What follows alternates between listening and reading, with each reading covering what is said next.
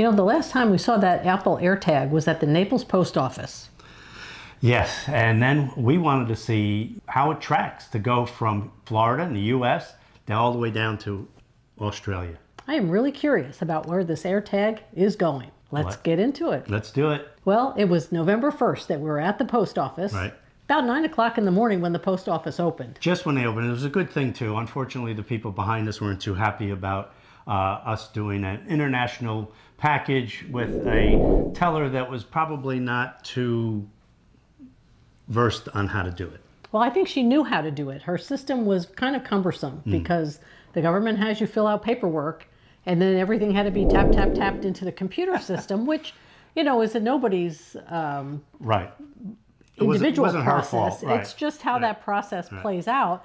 And we just wanted to send that one simple package with the AirTag and get it safely on its way. Right. So we know that the labels were numerous and had all the right information on them, and everything inside was accounted for. And so that package left Naples at some point that day. We dropped it off and we were on our way doing our chores, and then you know, we started to track the Apple AirTag. So as the day went by, and I think it was in the afternoon, you got your first ping on your phone letting you know that that AirTag had moved. Right. Now, I guess I figured the first thing it's going to do is go right to a big airport because we're kind of situated between a number of Florida airports. Right. Which way did it actually go? Well, actually, it went up to the larger post office in our town. And That's right. And from there, then they put it on the truck and they sent it up to one of the biggest airports in our state. Up the west coast of Florida, it went to right outside of Tampa. About 3 hours north of us. Right.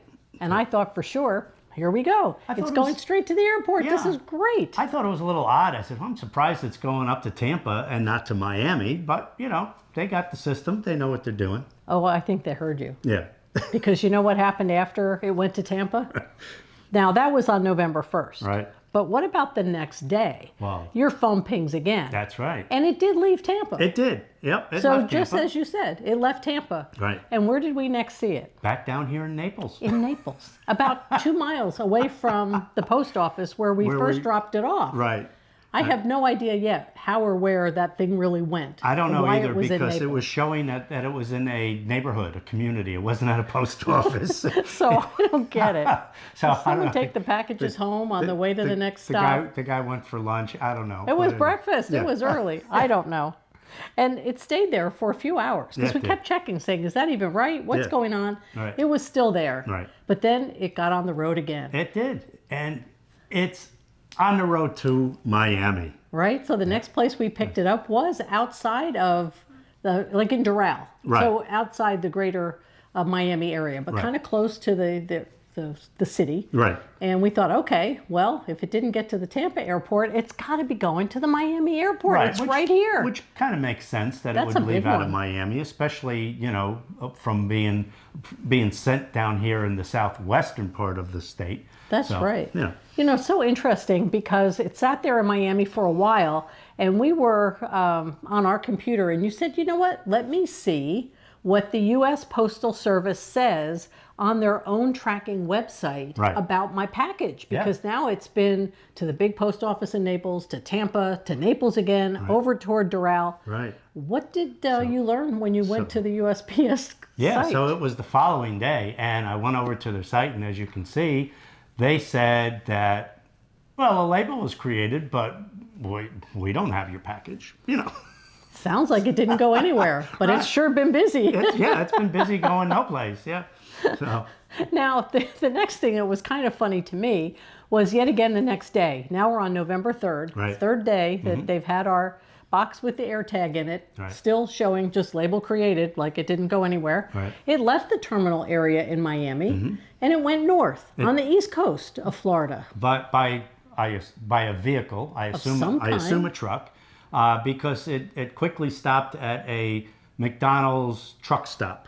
Right, you know, like so one a truck of those stop with a McDonald's in it. Right. And so you kind of looked up. It was one of those pilot, kind of truck refueling stops Refueling, that has place to stop for breakfast if I if you're guess. driving the truck. So And this is a hungry driver, I'll tell you, because he apparently, was there for most of the day. well, either that or nothing that could update the geographic location came Right. anywhere near that air tag. Right. It might have been in the back of the truck Yeah. and not been pinged again. But it seemed like a really long breakfast Right. somewhere up on the north, toward the north, mid coast of Florida on the East Coast. Right. But still hadn't really been assigned, I guess, to an airport. No, because then it's on the road again, and as we follow it, it's not going into the Miami airport, it's going to yet another airport. Right, because at this point it was a couple of hours north of Miami. Right. And it kept going north and then kind of back west. The next airport that it bumped into was Orlando. Orlando. And that was like maybe an hour away from where it was in Tampa. 2 days earlier. 2 days earlier. So instead of just driving over on I-4 to go to the Orlando airport for about an hour, what it did is it took this big long loop all the way back down and up and around over to Miami and then up to the center of the state, Orlando. And yet when it got to Orlando, it bounced around a little bit location-wise, but did. it actually stayed at that airport. Right. And then time went by, so we weren't really sure where it was. Right. So we But- were hopeful. Yeah, we were kind of hopeful that maybe not seeing another series of pings maybe meant that it got put on a plane. Right. Now you get to day 4, November 4th, and it did show up again, and it had taken a trip. Right. It went all the way over to California, over to LAX. So yes, it's heading in the right direction. That's pretty good. Right, That so- was probably what we'd been waiting for, but I was Right. shocked that it was day Right. 4 instead of day 1 or Right. maybe day 2. A little, taking a little tour of Florida before it leaves, just saying goodbye. To every to- single yeah. location possible. I'm surprised it didn't go up to Jacksonville first. It Yeah. didn't do that. But No. it saw a lot of Florida before it left. It did. And from Orlando, it got out to LAX. Mm-hmm. And we saw it move from one area to another holding area. Right. It seemed like some cargo areas. At one point, you noticed it was at the international terminal Right. for For departures. Qantas, yeah. And we thought, well, that's really heading in the right direction. Mm-hmm. And yet time was going by, and with the time difference, I think we went to sleep at some Right. point, and we didn't get an update again until November 5th. Right. It So resurfaced. all that time was really making us very encouraged because it's about a 16-hour flight over there. So if you don't hear from it for all those hours, Maybe. that could be a good reason. And Could be a good sure sign. enough, It surfaced in Melbourne, Australia. yeah. So on November 5th, so on the 5th day, it got across the big ocean Right. and got really to an area in Australia that's not too far from where we thought the package would end up eventually being Right, delivered. right. And yet it still didn't get delivered that day. And I wondered if it had to go through customs or some kind of Probably. release with all that paperwork that we had to send where they Right. check what's actually incoming to a new country. Right. But wait, I'll check. I'll go onto the USPS site again and check that tracking number and let's gotta see tell us what they now. say. Because now it's out of the country, right?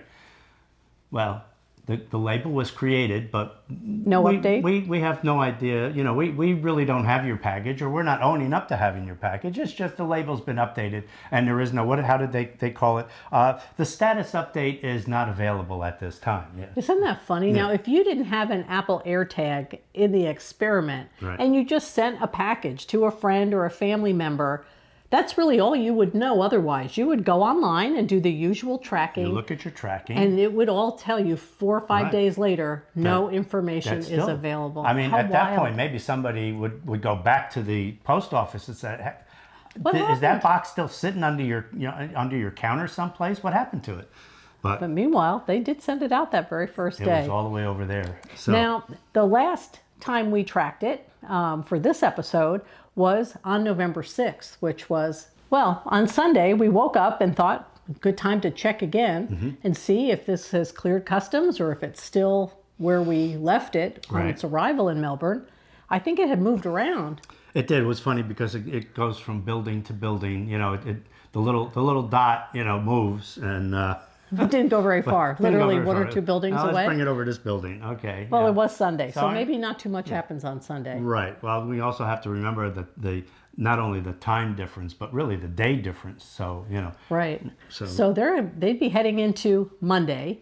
We're just on Monday now. So we're going to have to go back later tonight check again and check tomorrow and continue to give you updates about what happened to the Apple AirTag in its experimental packaging and shipment to Australia. Right. So I think your thumbnail, where I saw you do that kind of curly Q, was somewhat correct. Somewhat. At That's least what happened in Florida. In Florida, I could have made a little, I can use one of those spaghetti models and just put it right over Florida, because it really kind of just did that. And then maybe surprisingly and happily, once it left Florida to go to LA, it went much more quickly and directly to Australia than we have seen packages in the past. Oh yeah, based on our past experience, I'm very encouraged and that was the first country it went to rather than the third. That's right, yeah, because we've had those. We've had them where they've gone to Canada, then back to the U.S. and to Japan, and we didn't know what would happen. Yeah. So, the package is in Australia. We want to keep you up to date on what happens. But boy, we're really glad that we can do our own tracking of this Apple AirTag